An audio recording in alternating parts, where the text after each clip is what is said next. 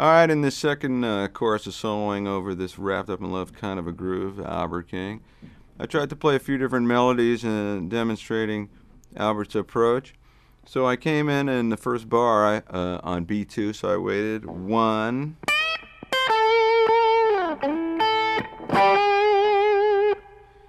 So it's very expressive going from the 4th bend up to the 5th. That quick flat 3 to root, and then vibratoing right away.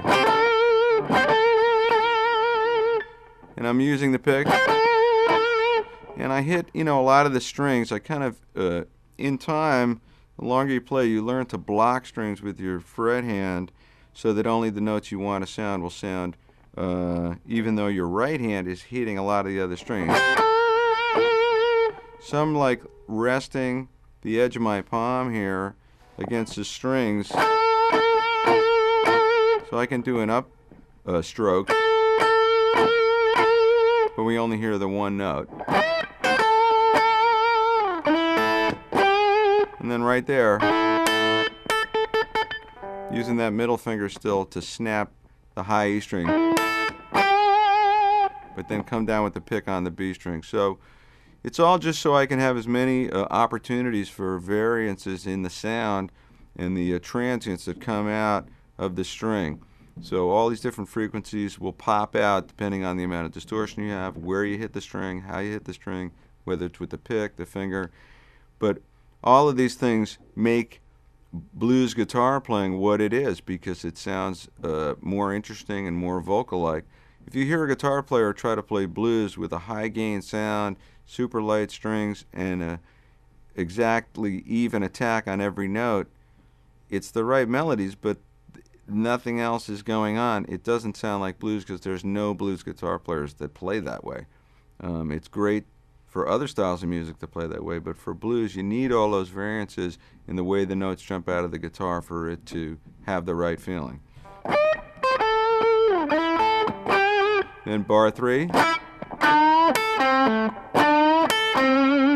So again, I'm picking, using the pick to bend this D up to E, but then snap with the finger on the 5th fret of the high E, and then jump, crossover from the high E string to the G string.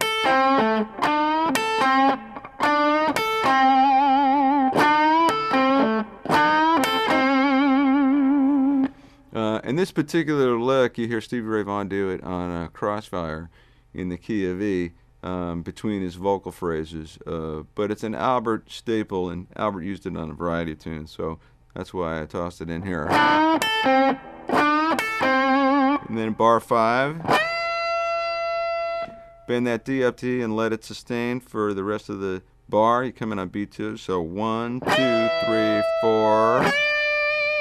And then in 6, bend that C sharp a half step up to D. So this is another example of using bends to sound notes, even though it's just a sustained note. The fact that it's bent first a whole step and then bending a half step creates another variation in the sound.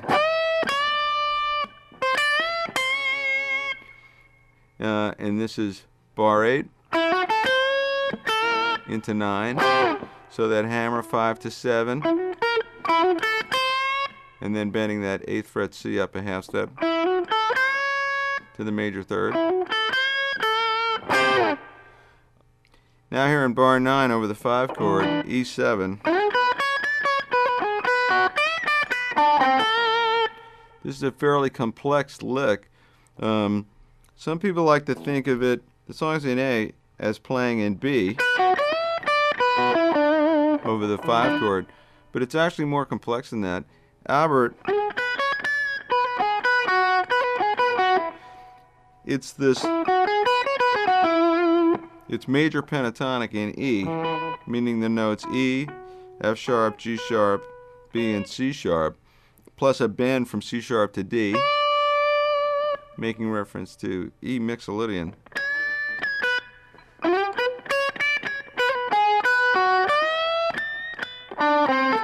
So it's just such a great melodic shape, the way it falls on the guitar. So one more time, it's based on 8th note triplets, coming in with a pickup from the previous bar, 1, 2, 3, 4.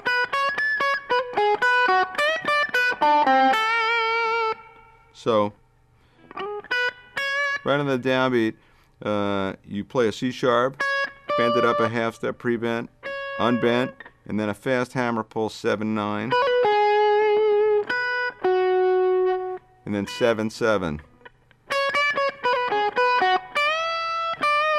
And then we're bending D up to E and coming back down.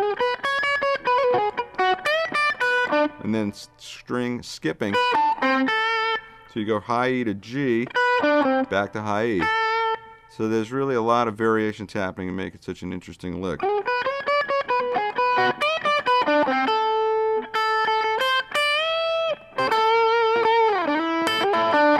And then I end with a similar lick back, A minor pentatonic in 5th position.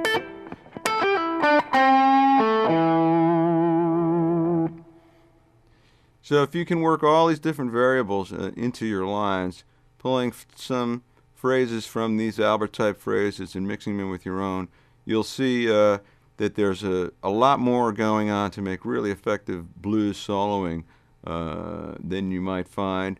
And certainly studying Aledort, you're going to find a lot of things that are the things that set him apart from other blues guitar players.